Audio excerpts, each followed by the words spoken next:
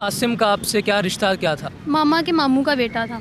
रात हम खा के उसने मेरे कपड़े उतारे हैं। उससे मैंने काफ़ी मना किया कि हमारी शादी तो जब होनी है तो फिर ये सब क्यों कर रहे हो। तो कहता है नहीं कुछ नहीं होता, निकाह तो हमने करना ही है। और इसी तरह से उसने मेरे साथ ज़्यादती की है। वक्त किस हालत में थी? उस टाइम उसने मुझसे ज़्यादती की थी, मैं कपड़े पहन रही थी। मैं शोर करने लगी हूँ, बाहर की तरफ दरवाजे की तरफ भागने लगी हूँ। तो ये जो है मुदस्सर, उसने मेरा बाजू पकड़ा है और जो सामने वाला रूम है वहाँ पे गिराया मुझे। मैं फिर भी शोर कर रही हूँ, उनके तरले कर रही हूँ, मिन्नतें कर रही हूँ कि मुझे छोड़ दें, मुझे जाने दें। फिर मुदस्सर ने मेरे हाथ पकड़ लिए हैं और मुँह पे हाथ रख लिया है। शहजाद है, उसने मेरे साथ ज़्यादती की है। आसिम जो हाथ जोड़ने लग गया, मुझे कहता है कि जो होना था हो गया, मैं तुमसे आज ही निकाह करता हूँ। एक भाई ने अपनी ही बहन के साथ जबरदस्ती गलत काम किया और बोला मैं तुमसे शादी कर लूंगा, लेकिन यहाँ तक तो ठीक था। उस लड़के ने, उस भाई ने अपने दोस्तों को बुलाया और अपनी ही बहन के साथ गलत काम करने दिया और जबरदस्ती गलत काम करवाया। बाद में उस लड़की को भाई इतना टॉर्चर किया गया। उस लड़के की कहानी आप खुद उसकी जुबानी सुनने वाले हो। 18-19 साल की लड़की है, मासूम सी लड़की है। चलिए उस लड़के से कहानी पूरी जानते हैं। खैर से गुजरांवाला के पास ततलियाली है, वहाँ से। क्या हुआ आपके साथ, थोड़ा सा तफसील से बताइएगा। मेरा कज़न है आसिम। बचपन से हम लोग जो है एक साथ ही पढ़ते थे, साथ ही स्कूल जाते थे। तो हमारी क्लास भी एक ही थी। मैं लाहौर आ गई 2-3 साल के लिए। 1.5 साल पहले मैं वापस ततलियाली गई अपने पापा के पास। लाहौर में नानी अम्मी के पास रहती थी। जब वापस गई हूँ तो दोबारा से एक मामू की शादी थी, वहाँ पे हमारी मुलाकात हुई है। तो वो मुझे कहता है कि मैं तुम्हें ना पसंद करता हूँ। तो इस तरह से बातचीत होना शुरू हो गई है हमारी। उसने भी अपने घर बात की थी, मैंने भी मामा और नानी अम्मी को मना लिया था, बस पापा नहीं मानते थे। पहले भी हमारी लड़ाइयाँ चल रही थी ख़ानदान में, इसलिए पापा जो है नहीं मान रहे थे। आसिम का आपसे क्या रिश्ता क्या था? वो कज़न किस साइड से लगता था आपको? मामा के मामू का बेटा था। ये एतराफ़ जब उसने मोहब्बत का इजहार किया है तो उस वक्त उसकी उम्र कितनी थी और आपकी उम्र कितनी थी? ये तकरीबन 1.5 साल पहले की बात है। 19 साल के थे दोनों। फिर आपने भी मना लिया, घर वालों को उन्होंने भी मना लिया, आपके वालिद नहीं माने, फिर क्या हुआ? वो यहाँ लाहौर पीसी होटल में जॉब करता था। बुध के दिन आता था वो। उस दिन भी वो आया तो मुझे कहता है कि मैं यहाँ जामिया वाली गली में खड़ा हूँ, तो यहाँ पे आओ, तो आमने सामने बात करते हैं। आज ही दोबारा से घर में बात करेंगे रिश्ते की और आज ही मनाएंगे। तुम यहाँ पे आओ, खड़े होके बात करते हैं आमने सामने। फ़ोन पे क्योंकि बात नहीं होने देते थे घर वाले ज़्यादा। मैं वहाँ गई हूँ, मुझे कहते हैं यहाँ कोई खड़ा देख ना ले, सामने घर है, वहाँ बैठ के आराम से बात करते हैं। मैंने उससे मना किया है कि नहीं यहीं बता दो मैंने वापस जाना है। उसने बोला नहीं, वहाँ बैठ के बात करते हैं। वहाँ उस घर में लेके गया, वहाँ जाके इसने लॉक कर लिया और ज़बरदस्ती करना शुरू हो गया। उसे मैंने काफ़ी मना किया कि हमारी शादी तो जब होनी है तो फिर ये सब क्यों कर रहे हो। तो कहता है नहीं कुछ नहीं होता, निकाह तो हमने करना ही है। और इसी तरह से उसने मेरे साथ ज़्यादती की है। उसी दौरान उसके नंबर पे कॉल आई है मुदस्सर चीमा की। ऊपर मुदस्सर चीमा लिखा हुआ था, मैंने पढ़ा भी है। जब कॉल उसने अटेंड की है और कुछ बोला नहीं है, सुन के तो बाहर चला गया, जाके दरवाज़ा खोल दिया। जब दरवाज़ा खोला उसने, उस वक्त जब दरवाज़ा खोला और आपके बकौल एक मुदस्सिर चीमा नाम का बंदा एंटर हुआ घर में, आप उस वक्त किस हालत में? मुदस्सर चीमा की कॉल थी। आप उस वक्त किस हालत में थी? उस टाइम उसने मुझसे ज़्यादती की थी, मैं कपड़े पहन रही थी। उसने जाके दरवाज़ा खोला है। मुदस्सर और शहजाद ये दोनों एंटर हुए हैं घर में। और आके ना मैं शोर करने लगी हूँ, बाहर की तरफ दरवाजे की तरफ भागने लगी हूँ कि शायद कोई शोर सुन के आ जाए अंदर। तो ये जो है मुदस्सर, उसने मेरा बाजू पकड़ा है और जो सामने वाला रूम है वहाँ पे गिराया मुझे। मैं फिर भी शोर कर रही हूँ, उनके तरले कर रही हूँ, मिन्नतें कर रही हूँ कि मुझे छोड़ दें, मुझे जाने दें। मुदस्सर कहता है कि अगर तुमने शोर किया मैं तुम्हें यहीं फ़ायर मार देना है। उसने अपनी पॉकेट के ऊपर हाथ रखा है। मैंने फ़ायर, वो असला वगैरह कुछ नहीं उसके पास देखा। इस टाइम मुझे डरा धमका के उसने मेरे कपड़े उतारे हैं और शहजाद को कहता है हाजी साहब पहले तुसी कर लो। फिर मुदस्सर ने मेरे हाथ पकड़ लिए हैं और मुंह पे हाथ रख लिया है। और जो शहजाद है उसने मेरे साथ ज़्यादती की है। मेरा सांस दबने लग गया और मुदस्सर जो है शहजाद को कहता है कि मरने लगी है। और इसी तरह वो मुझे छोड़ के भाग गए हैं। आसिम फिर आया, उसने ज़रा होश करवाई है मुझे। उसके पापा भी आ गए हैं ऊपर से। और मुझे आसिम के वालिद जी, जो रिश्ते में आपके क्या लगते हैं? रिश्ते में नाना लगते हैं, लेकिन मैं मामू ही कहती थी। मामा के मामू हैं वो। आसिम जो हाथ जोड़ने लग गया, मुझे कहता है कि जो होना था हो गया, मैं तुमसे आज ही निकाह करता हूँ। तो आसिम के पापा ने भी इस तरह से ही कहा है कि आज ही आपका निकाह करवाता हूँ, इसका नाम ना लेना। फिर मेरा भाई और मामू, जब मैं घर से आई थी अपने छोटे भाई को साथ लेके आई थी, तो रास्ते से उसे मैंने वापस भेज दिया। भाई और मामू घर थे, इन्होंने पूछा कि आप ही कहाँ हैं। उसने कहा कि आप ही साथ वाली गली में गई है, वहाँ आसिम भी खड़ा था। मामू और भाई पीछे आए हैं देखने के लिए मुझे कि कहाँ गई है। जब उन्होंने देखा कि शहजाद और मुदस्सर भाग रहे हैं, उसी घर में आए हैं। काफ़ी शोर डल गया था, बाहर लोग आ गए थे काफ़ी। तो उन्होंने इस तरह अंदर आए हैं। तो इसी तरह से जिस तरह आसिम ने मुझे बोला था कि इनसे कहना कि वो दोनों भागे हैं ज़्यादती करके, मैंने उन दोनों का ही नाम ले लिया। उस टाइम मुझे कुछ समझ नहीं आ रही थी कि मैं क्या बोलूँ, घर क्या बताऊँ क्या नहीं।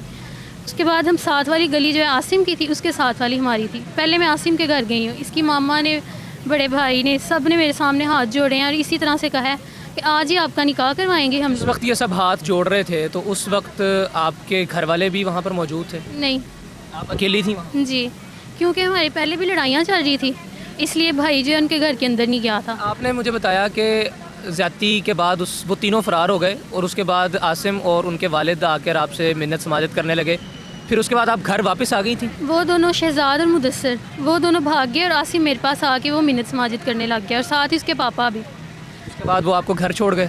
उसके बाद पहले उनके घर गए हैं, उनके घर से गुजर के फिर हमारा घर था, तो उसने जाके पता नहीं अपनी अम्मी से क्या बोला क्या नहीं, वो भी मेरे हाथ जोड़ने लग गई हैं कि इसका नाम ना लेना, हम लोग आज ही आपका निकाह करवाएंगे।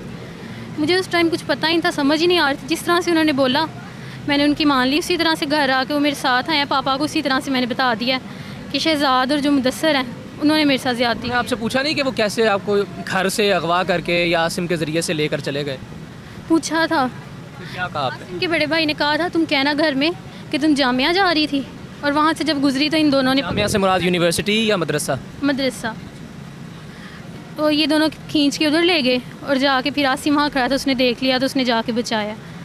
इसी तरह से पापा को जाके बताया और पापा ने FIR करवा दी उनके ऊपर, और आसिम और उसके अब्बू जो है गवाह बन गए। यानी मुल्ज़िमान दूसरे लफ्ज़ों में मुद्दई बन गए आपके साथ मिलकर, और इस चीज़ का सिर्फ आपको पता था कि जो मुल्ज़िम है वो मुद्दई बना हुआ है और किसी को नहीं पता था। फिर बाद में अब आपने आसिम को क्यों नामज़द करवा दिया? क्योंकि वो भाग गया था, उसने निकाह भी नहीं किया, और 3 से 4 दिन गुजरे हैं इस बात को। मैं चुप थी कि मैं किस तरह से पापा से बोलूँगी पापा जी मेरे साथ इस तरह से हुआ है, क्योंकि पहले मैं बता चुकी थी जिस तरह उसने मुझे कहा था, ना उसने कोई रब्ता किया और भाग गया था वो लाहौर।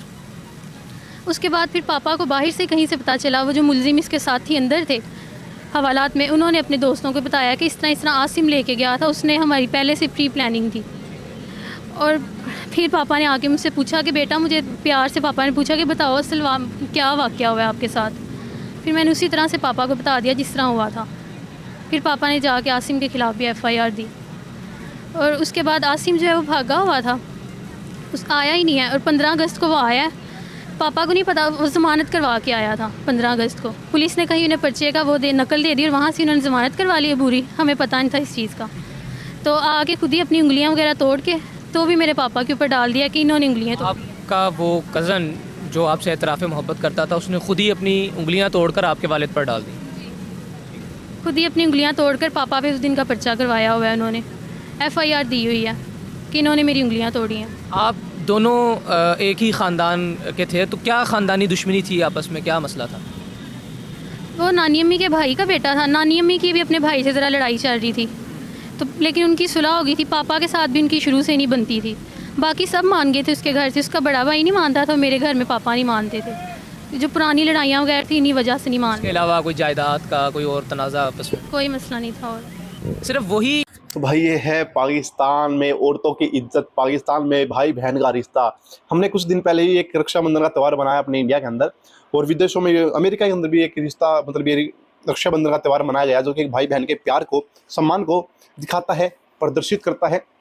बहुत संस्कार अपने देश के अंदर है इस रिश्ते के अंदर, लेकिन पाकिस्तान के अंदर भाई अपोजिट सिस्टम है। कज़न मतलब वाइफ, आपकी मतलब बिना शादी वाली वाइफ। भाई ये कहानी आपने देखा, सुन लिया होगा, समझ लिया होगा। दोबारा एक बार छोटा सा बता देता हूँ। एक लड़का है, एक लड़की है, वो दोनों कज़न है, भाई बहन है।